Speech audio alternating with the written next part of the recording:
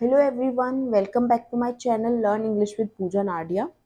आई hope अब तक जितने भी वीडियोस मैंने अपलोड किए हैं आपने देखे होंगे और आपने सेशन को एंजॉय किया होगा और आपको समझ भी आया होगा। आज जो टॉपिक मैं करने वाली हूँ वो है इंग्लिश ग्रामर से, और ये बहुत ही बिगिनिंग की क्लासेस से स्टार्ट हो जाता है। 5th-6th क्लास में हमारे ये टॉपिक आता है, 6 से लेकर 10th और 12th तक हमें ये टॉपिक आता है, राइट। तो एक नाउन का ही पार्ट है जो हम आज डिस्कस करने वाले हैं, जिसको हम बोलते हैं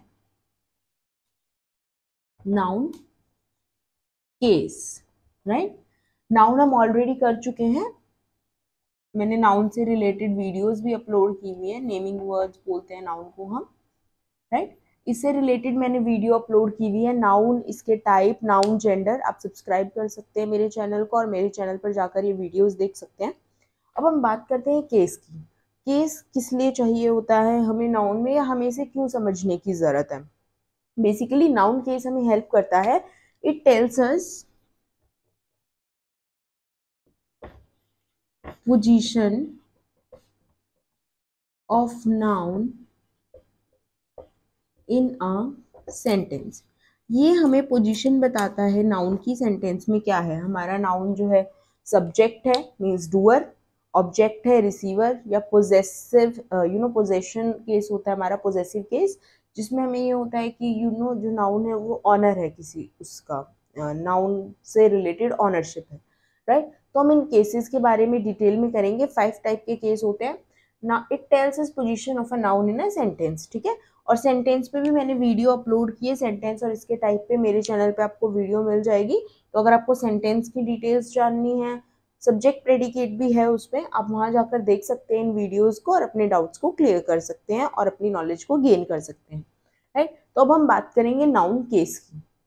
नाउन केस 5 टाइप्स के होते हैं। फर्स्ट इज सब्जेक्टिव और नॉमिनेटिव केस, सेकेंड ऑब्जेक्टिव और accusative case, third dative case, fourth possessive case and fifth vocative case. अब हम इनके बारे में डिटेल्स में पढ़ेंगे वन बाय वन। सबसे पहले हम पढ़ेंगे सब्जेक्टिव और नॉमिनेटिव केस। सबसे पहले हम बात करेंगे हमारे सबसे पहले केस की, सब्जेक्टिव और nominative case, right.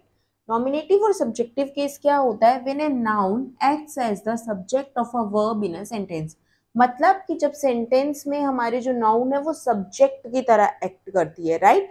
Verb means कोई भी एक्शन हुआ है और उस एक्शन को करने वाला, सब्जेक्ट मीन्स डूअर, जिसने काम किया, right.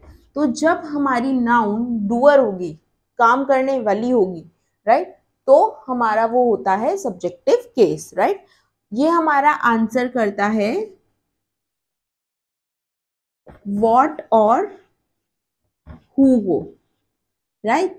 What is for thing and who is for person, ठीक है, पर्सन और एनिमल ऑल्सो।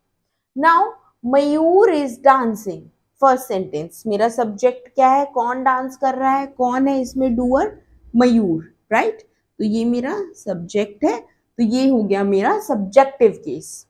और इसका आंसर क्या होगा? हु इज डांसिंग, मयूर, तो हु को आंसर कर रहा है।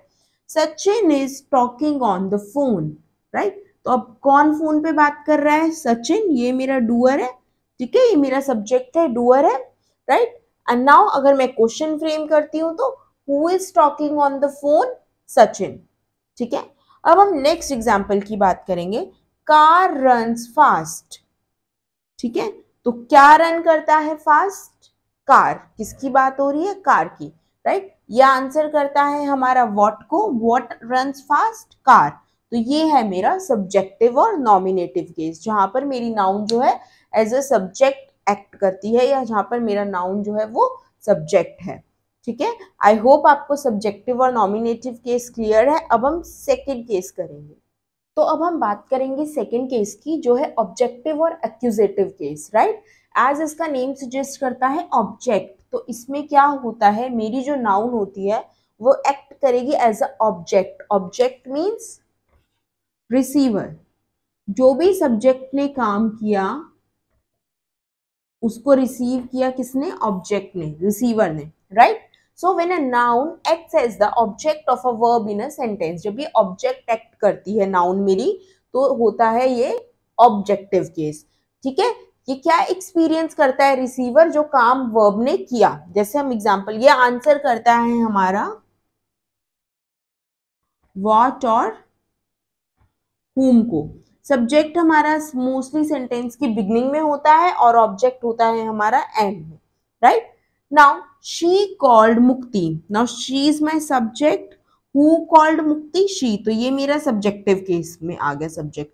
शी कॉल्ड मुक्ति, whom शी कॉल्ड मुक्ति, ये मेरे whom को आंसर कर रहा है, ठीक है। तो ये क्या है? मेरा ऑब्जेक्ट है मुक्ति। किसको फोन किया था उसने? मुक्ति को, ठीक है। तो ये मेरा ऑब्जेक्ट है मुक्ति, ऑब्जेक्टिव केस, ठीक है। Sam is driving the car, what Sam is driving the car, तो ये है मेरा ऑब्जेक्ट, ऑब्जेक्टिव केस, राइट। ये मेरा ऑब्जेक्ट है और ये आंसर कर रहा है व्हाट को। I hope objective case clear है आपको। जब नाउन सेंटेंस में ऑब्जेक्ट का काम करती है, रिसीवर होती है जो काम को रिसीव कर रही है, जिसके साथ काम हो रहा है, एक्सपीरियंस कर रही है, तो होता है ऑब्जेक्टिव और एक्यूजेटिव केस, ठीक है। अब हम बात करेंगे नेक्स्ट केस की। अब हम बात करेंगे थर्ड केस की, जो है डेटिव केस, राइट। जब एक नाउन एक्ट करती है as an indirect object, right. हमने ऑब्जेक्ट पढ़ा जो सीधा सीधा रिसीवर होता है, पर उस सेंटेंस में एक इनडायरेक्ट ऑब्जेक्ट भी होगा जो रिसीवर होगा या उसके साथ कुछ एक्शन होगा, राइट। जैसे ये आंसर करता है टू होम या फॉर होम, किसके लिए, ठीक है। जैसे मैंने पास्ता बनाया मेरे बच्चों के लिए, तो मैं सब्जेक्ट हूँ, पास्ता ऑब्जेक्ट है, क्या बनाया, व्हाट को आंसर कर रहा है, तो ऑब्जेक्ट है, राइट। पास्ता किसके लिए बनाया? मेरे बच्चों के लिए, राइट। तो किसके लिए हुआ काम, राइट। हमने एक काम किया, एक चीज की, कुछ भी एक्शन किया, वो एक्शन किसके लिए किया, हमारा डेटिव केस होता है जो इनडायरेक्ट ऑब्जेक्ट है, राइट। एग्जाम्पल से समझेंगे हम। I brought my friend a book, ठीक है। अब मैं अगर इस माई फ्रेंड को हाइड कर देती हूँ, I brought a book, I is subject, मैंने एक बुक खरीदी थी, ठीक है। तो मैंने एक बुक ली थी, अब मैंने क्या लिया था? अ बुक, तो ये मेरा ऑब्जेक्ट है, किसके लिए लिया, फॉर हूम, ये मेरा इनडायरेक्ट ऑब्जेक्ट है, ठीक है। मैंने एक बुक ली, किसके लिए ली, जो हमें बताता है कि किसके लिए लिया या किसके लिए किया, ये जो भी काम हुआ, तो वो होता है indirect object. Should I tell Richa about our plan, ठीक है। शुड आई टेल, अब शुड आई जो है सब्जेक्ट है और किसके बारे में बात कर रही हूं मैं? प्लान के बारे में, तो ये मेरा ऑब्जेक्ट है और किसको बता दूं, ठीक है। तो किसको हमारा हो जाएगा इनडायरेक्ट ऑब्जेक्ट, ठीक है।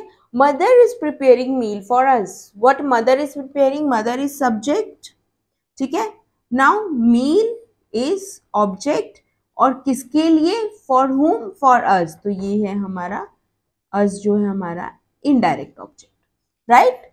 सेम इस तरह से यहाँ पर ये सब्जेक्ट है, ये ऑब्जेक्ट है और ये है मेरा इनडायरेक्ट ऑब्जेक्ट, सब्जेक्ट, ऑब्जेक्ट और इनडायरेक्ट ऑब्जेक्ट। सो डेटिव केस में एक नाउन जो होती है वो इनडायरेक्ट ऑब्जेक्ट की तरह एक्ट करती है। जनरली आपको क्वेश्चन आएगा कि आपको डेटिव केस पहचानना है, उसमें से नॉमिनेटिव केस पहचानना है या फिर आपका एक्यूजेटिव केस पहचानना है, तो आप इजीली आइडेंटिफाई कर पाएंगे जब आपको पता होगा कि क्या रूल होता है और कैसे हमें आइडेंटिफाई करना है। अब हम बात करेंगे नेक्स्ट केस की। सो जो फोर्थ है मेरा वो है पोजेसिव केस, ठीक है। पोजेसिव केस क्या शो करता है? शोज नाउन की पोजेशन, कि नाउन उस चीज को पोजेस करती है, नाउन के पास वो चीज है, उसकी ऑनरशिप, कि ऑनर इसका कौन है, उसका मालिक कौन है, किस चीज किसको बिलोंग करती है नाउन, उसकी ऑनरशिप, और अथॉरिटी ऑफ ए नाउन,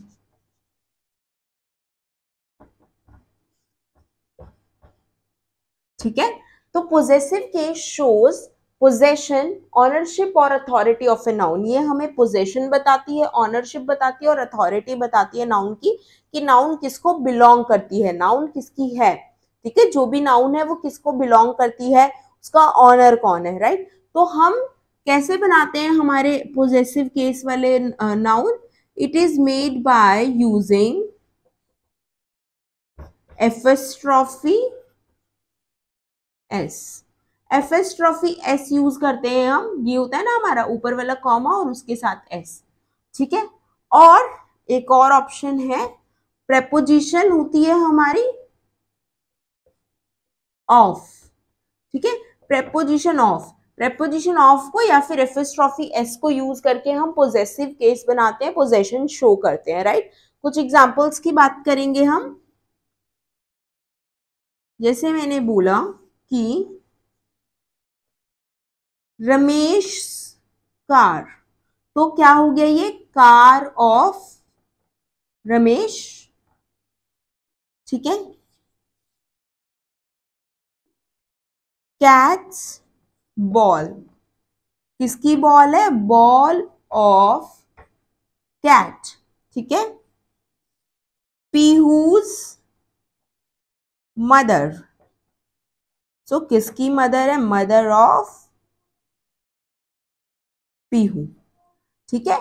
तो ये होते हैं मेरे पोजेसिव केस, ठीक है। हम एफिस्ट्रॉफी एस यूज करते हैं या फिर उसको और कन्वर्ट करने के लिए हम यूज करते हैं ऑफ को to convey the proper meaning. पर एक सिचुएशन होती है जहां पर हम एफिस्ट्रॉफी एस नहीं यूज करते, वो कौन सी सिचुएशन होती है, अब हम उसकी बात करेंगे।